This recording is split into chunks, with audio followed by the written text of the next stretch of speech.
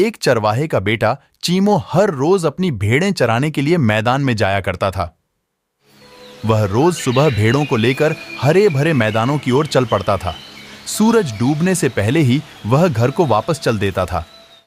एक दिन वह मैदान में बैठा कुछ सोच रहा था कि अचानक जोर से उछल पड़ा।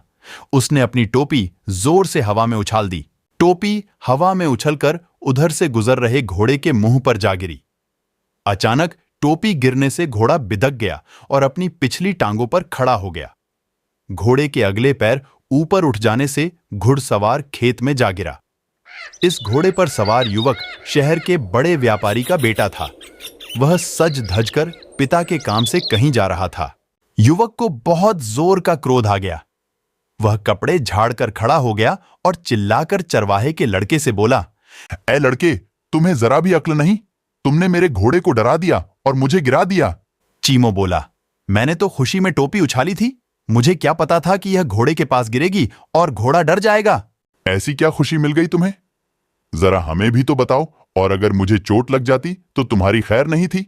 मेरे पिता ने मुझसे एक सवाल पूछा था, मैंने उसका उत्तर ढूंढ लिया है। ऐसा क्या सवाल था? सवाल यह था कि वह चीज है जो आदमी से ऊंची है लेकिन मुर्गी से छोटी। भला ऐसी क्या चीज हो सकती है? तो क्या इसका उत्तर आपको भी नहीं मालूम? मालूम तो है, पर तुम्हारे मुंह से सुनना चाहता हूं। युवक ने चतुराई से कहा, वह चीज टोपी है। यह मनुष्य के सिर पर रहकर मनुष्य से ऊंची रहती है, परंतु जमीन पर रख दो तो मुर्गी से भी छोटी बन जाती है। युवक चीमो की बात सुनकर बहुत प्रसन्न हुआ। वह बोला, काफी होशियार जान पड़ते हो। यदि तुमने मेरा एक काम कर दिया तो मैं तुम्हें ढेर सा इनाम दूंगा। कल मैं लौटते वक्त तुम्हारे पास आऊंगा।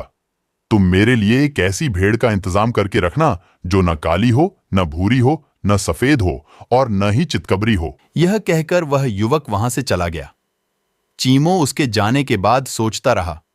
अगले दिन चीमो अपनी भेड़ चरा रहा था। तभी फल वाला युवक अपने घोड़े पर सवार आया और बोला, लड़के, क्या तुमने मेरे लिए मेरी मनपसंद भेड़ लाकर रखी है? चीमो बोला, आपकी मनपसंद भेड़ मेरे घर पर है। आप उसे किसी को भेजकर मंगवा सकते हैं, परंतु ध्यान रखिएगा कि जो व्यक्ति लेने आए वह न रविवार को आए, न सोमवार या मंगल को, न बुध या बृहस्पति को, न शुक्र या शनिवार को दिन में आए, न रात्रि में। चीमो की बात सुनकर युवक जोर से हंसा और बोला, मैं तुम्हारी बुद्धिमत्ता से खुश हुआ। यह सोने की 5 अशर्फियां तुम्हारा इनाम है।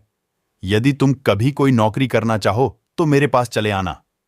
यह कर युवक ने अपना पता चीमो को दे दिया और घोड़े पर सवार होकर घोड़ा दौड़ाता हुआ चला गया।